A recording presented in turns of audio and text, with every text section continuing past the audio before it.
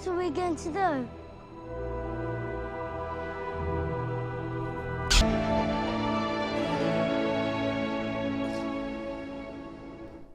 Hey everyone, it's Sevy. Genshin's most recent Archon quest in version Luna 2 is probably, in my opinion, the best that Genshin's Archon quests have ever been. You can have it back. The normal life you so desire.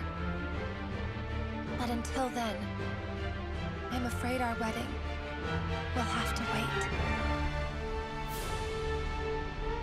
Tholindis? No, don't do it! Tholindis! Tholindis! The last time I played a Genshin Archon quest and didn't feel time pass by was probably the first act or so of Fontaine, because I will eat up a court drama slash whodunit plot like it's my favorite trash reality show. Anyway, I don't think this is a particularly hot take because everyone and their mother was pretty much riveted by the history of Rerir, one of the 5 sinners, and we got alongside him not just a glimpse, but an unexpectedly long gaze at the terrible fated day of Khaenri'ah's downfall. And I really think Genshin got everything right in this one. Almost everything. And I'll get into that particular thorn a little later on. But first, let's talk about what did work well. Actually, I said we were gonna do that, but first I gotta pay some bills, so if you'd like some discounts for your next Genshin top-up, well, congrats, because I'm about to tell you exactly how. LD Shop is a game top-up site that you can use for your Genesis Crystals or your Welkin Moons, and all you need is your server and your Genshin UID. And you can actually activate your first top-up bonus through LD Shop if you haven't claimed that bonus yet. Topping up with LD Shop is really straightforward. Just enter your server, your UID, click a few buttons, and choose your payment method. And personally, I was really happy to see several e-wallet options for those of us here in the Philippines. And once payment is done, ta-da, it shows up in-game as it should. It's simple, it's convenient, and there's discounts. If you register on LD Shop with my link, you'll get a 5% off coupon, saving up to a maximum of $30. Also, you can claim a free Welkin Moon if you spend over $80 within a month on LD Shop. Congrats, big spender. I hope you got your 5-star with that one. Anyway, if you're into all that, then just click my link in the description to register and claim those discounts, and hopefully make your next emergency top-up a little less painful. Thank you, LD Shop, for sponsoring this video. Now let's get back to it. By the way, I don't often make this kind of story review content, but I wanted to try it out. Aside from Genshin's quests just absolutely popping off recently that it actually compelled me to want to make this video, I've become a much more story-driven gamer, as you can see from my Wuthering Waves content. Now, I don't mean to go at this from a lore approach, and this isn't meant to be like a full summary or synopsis of the quest either, and I will assume that you've played through the quest already before you clicked the video. Instead, I'm going to approach this simply as a story analysis with some points that I do want to make. Like, I want to point out what worked, what didn't, and why. So take everything as a grain of salt and my personal opinion. And honestly, if you disagree on certain points, like, you're more than welcome. Let's do a healthy discussion in the comments. Anyway, long disclaimer out of the way, so let's just get on with it.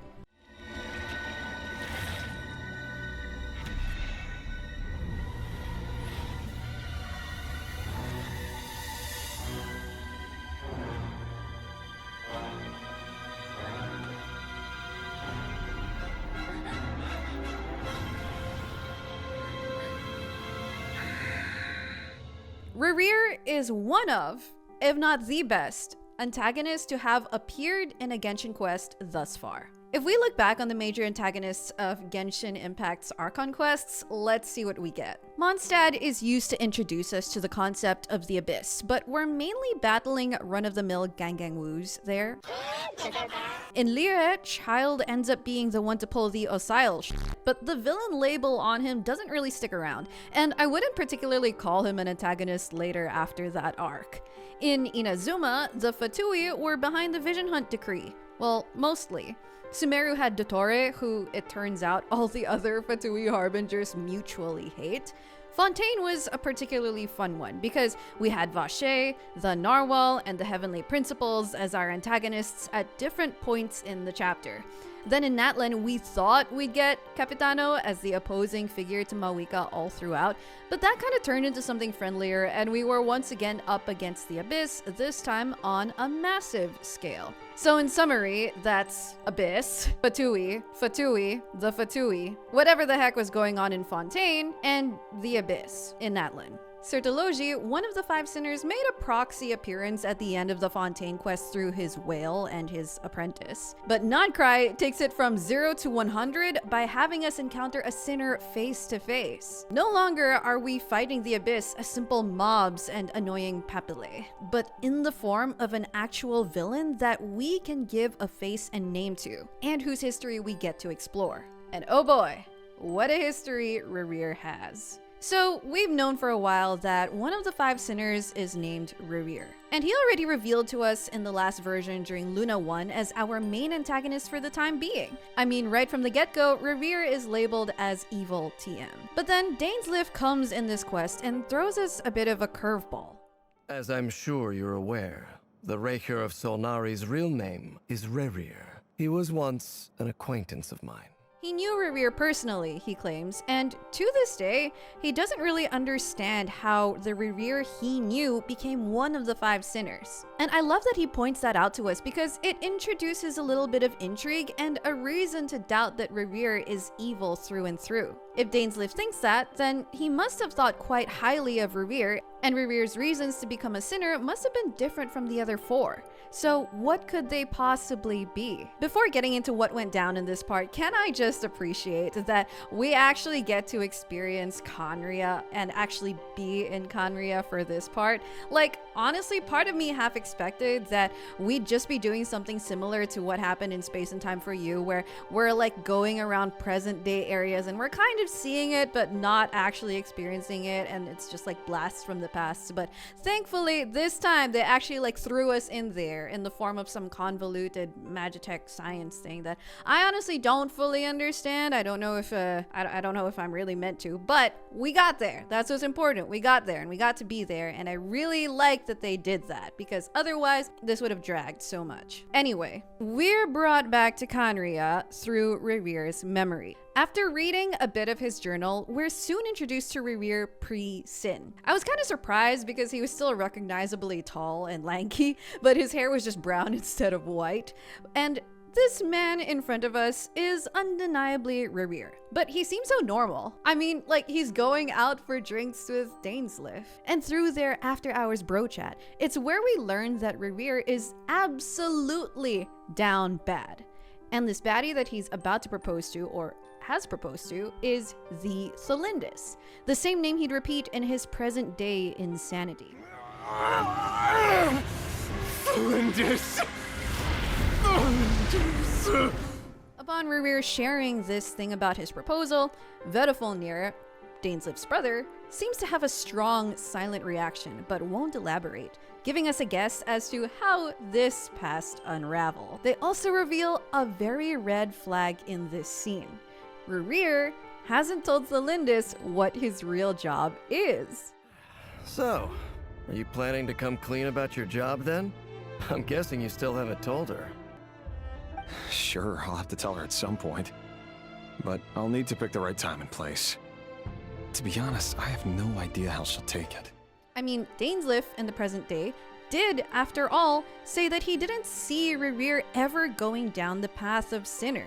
Dainsleif also likes spending time with his brother Ved, but it's clear that Rerir isn't as close to him, especially with Ved practically being the king's right-hand prophet, but they're amicable. And yet, it's clear to Rerir when something isn't right, when Ved's reaction to Rerir's proposal is way too meaningful to just be nothing. I think the main thing I really wish could have happened was that Ved was given a 3D model, but I knew that was unlikely. Instead, they gave him a wine glass to represent him, as if the camera is constantly avoiding having any part of his body in the frame. So I guess I can't wait for a face reveal. Anyway, fairly quickly, we're also introduced to Tholindis. It becomes quite clear quite fast why Rerir is so down bad for this woman. I mean, she's remarkable. She's smart, she's driven, she has good work-life balance, and she's compassionate towards Rerir and his troubles. Aw, why the long face? Is something the matter?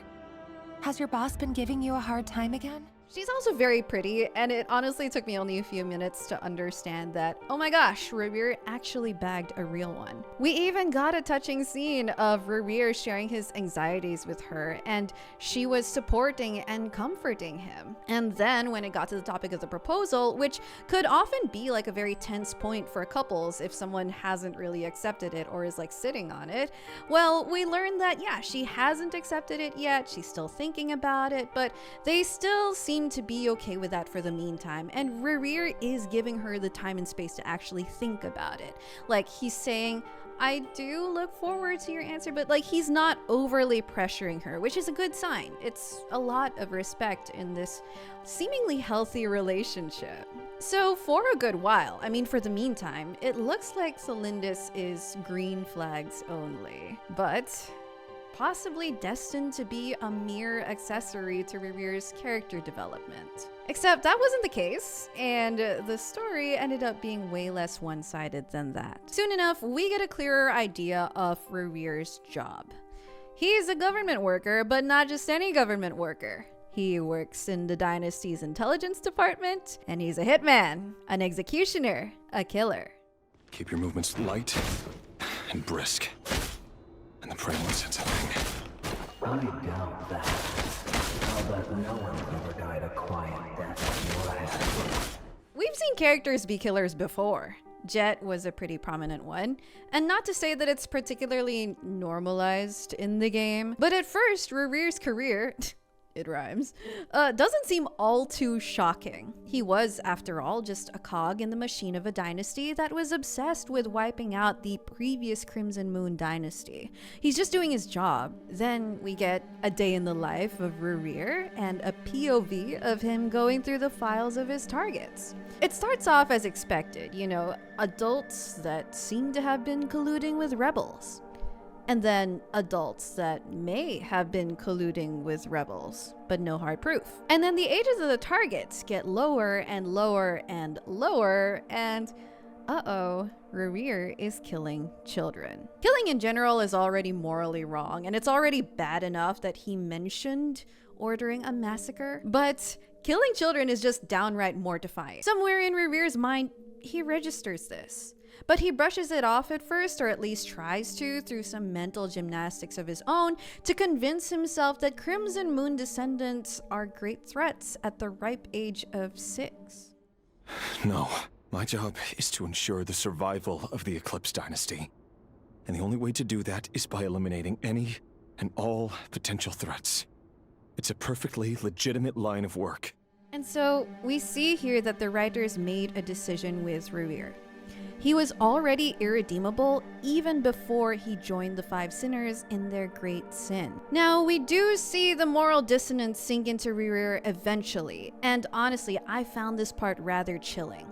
We know as viewers that he knows he should be questioning his directives. He should have started doing so a while back, but we can see that he's so desensitized to it already. It bothers him a bit that there's children in his files. He starts to think, they couldn't possibly be threats, right? And then follows it up with, well, I guess we have to wipe out everyone to appease the king. Which is undeniably a pretty atrocious thought. And you'd think it's the children's executions that make Rerir want to rethink his existence and defy his king's orders. But no, it's when Tholindis' name appears among his targets. Wait, that's... Tholindis? No. No. No! This is arguably an entirely selfish reason for him to reconsider the morals of his decision. He was able to rationalize his sins until it affected him directly. Until it was his beloved. But that also makes him very human. I know there's a bit of cliche to this plot, yet I just can't help but delight in it. It's the breaking point at which people who feel powerless are compelled to wrestle back their power, or at least yell at the high heavens demanding why things have to be this way. It speaks very loudly of their character that it has to reach that point before they rethink their entire lives, but if not then then win. And the fact that it's his beloved being threatened and not he himself gives way to the softness of his love that further humanizes him while clearly being self-centered about his motivations. As viewers, we're sympathetic, but we're not exonerating him. And to me, that makes him a very well-written villain. I like a villain whose motivations actually make sense and that we can even empathize with. Someone who comes with a full spectrum of emotions, comes with their own inner conflict. A good villain is the hero of his own story, or at least makes his decisions because he fully believes it's the right or only thing to do. Now, as I mentioned earlier, I was worried that Tholindis was just an accessory to Rerir's personal conflict. I mean, it happens all the time, right? Where the female character is just a bland object for the male character to fixate on and idealize, and she just comes with zero agency whatsoever. But Tholindis was anything but that. So you'll just stand by and watch him slaughter us to the last? Do not forget that the blood of the Crimson Moon flows in your veins too. Because Tholindis has her own secret. She's a Crimson Moon descendant. She's not pure-blooded enough to have the Arlecchino eyes, but she knows her heritage and she knows she's at risk. When this was revealed, I absolutely loved the irony of Tholindis not knowing Rerir's real job and Rerir not knowing Tholindis' real heritage. You think at first Rerir's the only one with secrets, but nuh-uh, Tholindis isn't being honest either. To be fair to both of them as characters, their respective secrets are quite dangerous to share. And to be more fair to Tholindis, her people are literally being hunted down and massacred, so it's completely reasonable for her to want to hide that part of her. And for a while, we don't feel like we have to hold her accountable for keeping that life-jeopardizing secret. But when someone else tells her Rerir's real job, her reaction is so interesting. Sure, there's a moment of shock and disbelief at the revelation, but after that, Tholindis' reaction isn't disgust and horror. It's confusion and a bit of protectiveness. Sure, she sympathizes with Orlog and Frithr, but when those kids refer to him as a monster, she can't even bring herself to directly agree. She rationalizes it the same way that Rerir does, that he's just following orders. She even tries to just feign plausible deniability in her last conversation with Frithr. And when Frithr asks if she's scared of him, Tholindis says, "I don't know." And she admits that she should be afraid, but ultimately she doesn't want to lose him. She doesn't want to lose the normal good life that she's been building, but at the cost of covering up her secrets, and now by covering Rerir's secrets too. We see that Tholindis shares a similar self-centeredness in which Rerir's moral wrongdoings aren't enough to make her condemn him, because ultimately she wants her own happy ending more than she wants justice for her Crimson Moon kin. I think many of us can agree that Tholindis' inaction against Rerir also makes her complicit, and some would even say that with this, she's just as bad as him. And while people might have different takes on it, I'm just personally happy to see this character have her very own red flags that don't make her feel evil from the onset, but definitely brings her morals into question, like really into question. I feel like we've gotten a bunch of characters in Genshin that seem evil or unlikable at the start, only for them to do really good deeds or be really tragic victims of their own destiny, or just turn out to be good normal people. You know, they go from unlikable to likable. I can't say much that, or rather, it's kind of hard to recall another character that does the opposite, but I feel like Tholindis falls into that. She does the opposite. She goes from likable to very unlikable, or rather very questionable, and it's very refreshing to me and also super fitting to match the arc of Rerir's history. All this to say that this is, in my opinion, the best villain story I can recall from Genshin thus far. Whether that's recency bias or not, this quest just hit different. There were a lot of things that worked for it, of course, such as the rest of the cast, the welcome addition of Varka, Dainsleif's return, many of the other scenes and dynamics that added life to the quest. But on their own, I think Rerir and Tholindis are such standouts that they're living rent-free in my head more than anything else that appeared during this quest. So those were my favorite parts of the latest Archon quest that stood out to me as strong points, and I'm sure that they stood out to most other people as well. Again, this isn't really a hot take, but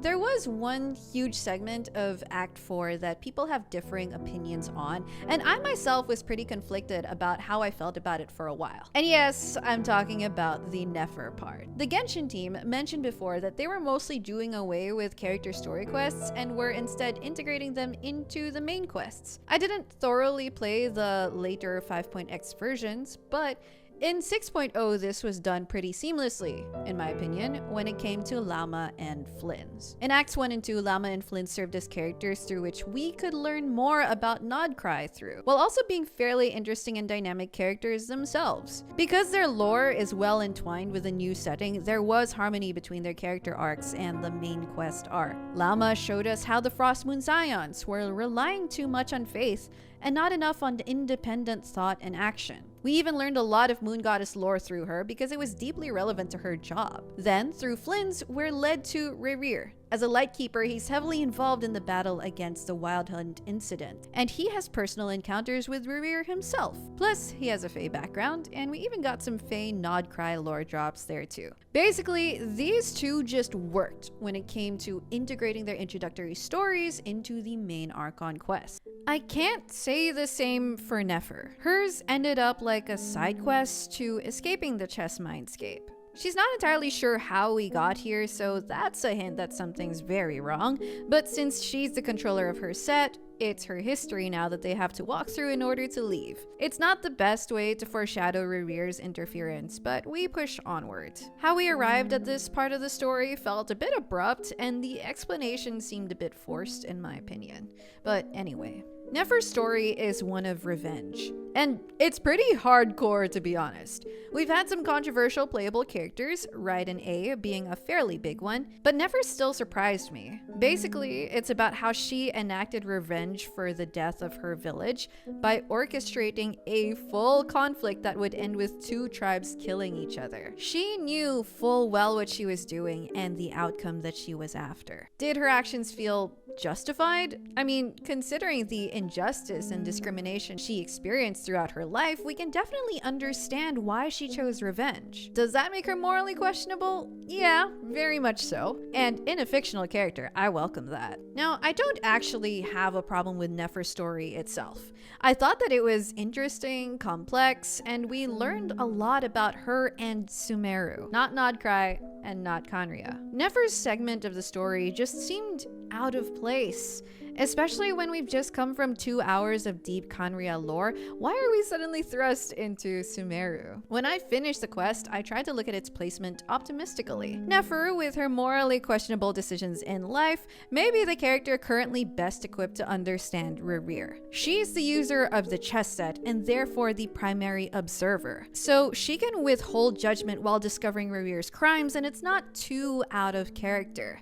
Like, can you imagine if our primary observer were Llama or Yehoda? We'd probably get many lines of shock and horror at Rerir's deeds, and those would have been disruptive to the entire narrative. Rerir in the end becomes driven with spite and pain at losing his future with his loved one. Nefer's actions are driven by the pain of losing her childhood with her loved ones. There are certain parallels to be drawn between the two characters, at least, making their arcs thematically resonant to an extent. Personally, that extent was not enough for me. I mean, sure, we learned more about Sumeru's desert tribe politics and how racist of an institution the academia was, but it's so jarring to suddenly be brought to Sumeru after reliving one of the darkest days of Khaenri'ah's history.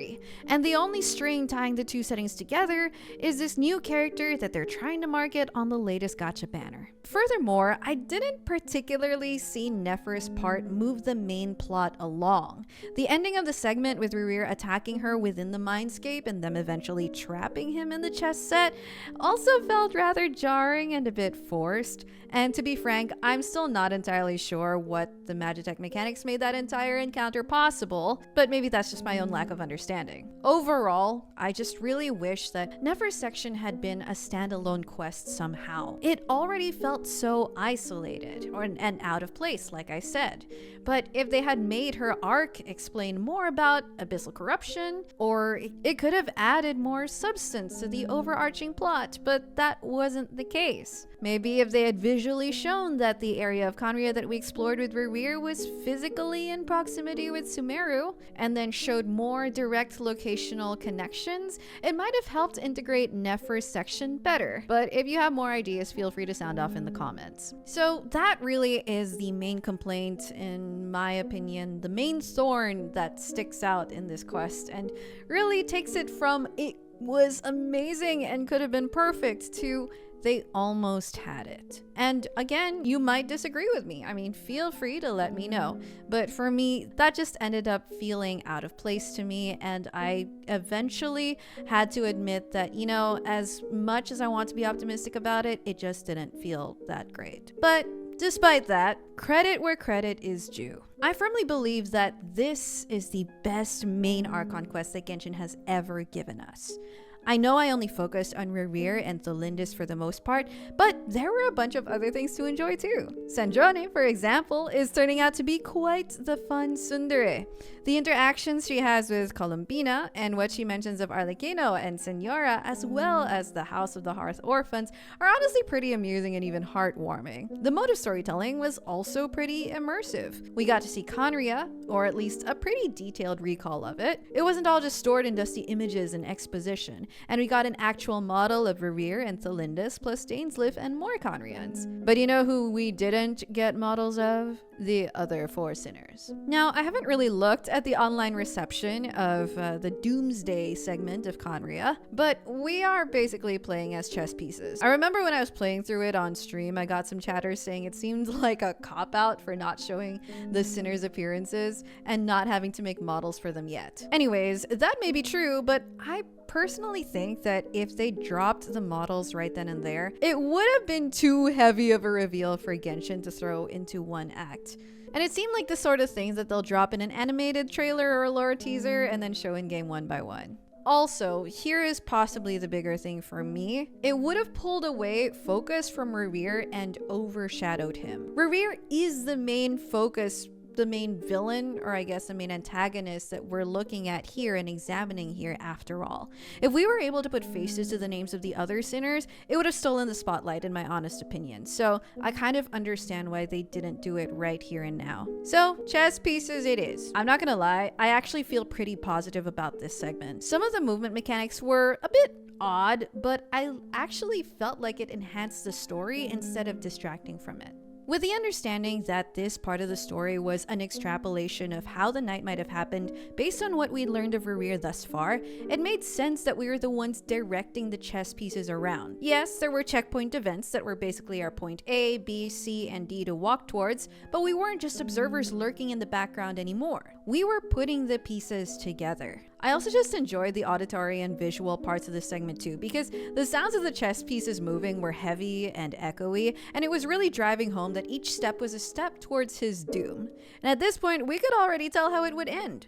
It's that foreboding feeling that a good tragedy instills upon its audience in its final moments. Then, in the spirit of going through more of the things I enjoyed about this quest, I just want to give a final honorable mention to Dori. Now, I'm not really a Dori fan, nor was I ever really interested much in her character to read her character's stories. But anyway, Sorusness pointed out that Dori is actually serving as a good narrative device for Krai in terms of exposition. She's a character we're already familiar with who absolutely does have business, literally, being in Krai. And because she also deals information, she has interesting tidbits to share with us. Stop! What do you think you're doing? Exposing my investment history! But she's got a whole lot of character and a whole lot of personality, so that when she tells us these informative tidbits, it's from her point of view, and she avoids sounding like a badly written newspaper. But at the end of this act, We also get more into Dory's motivations. A money-obsessed merchant on the surface who's secretly actually concerned about people's welfare and is building a sanctuary with the land that she purchased. All in all, I've really enjoyed Dory's presence in Krai so far and the role that she's played, and I wouldn't be surprised if she takes on an even bigger role in the upcoming acts, but I'm guessing that Genshin will just keep making way for the rated up character banners instead. So to wrap this all up, those were, to me, the main highs and main low of the latest Genshin Archon quest. Again, it was fantastic, and I really think that Genshin has been stepping it up with their quests lately. I mean, the quests of version Luna 1 were already a lot better, like they really felt improved versus the previous quests, but this Genshin Luna 2 one just took it to another level. And I really hope that this is a consistent improvement, like a consistent uphill trajectory for Luna 3, Luna 4, and so on, because it's like, it's so hard for them to drop the ball here, not when they've already done so well.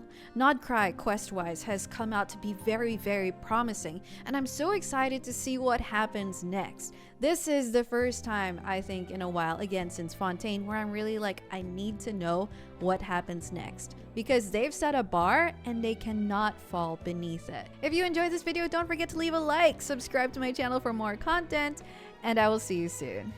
Take care.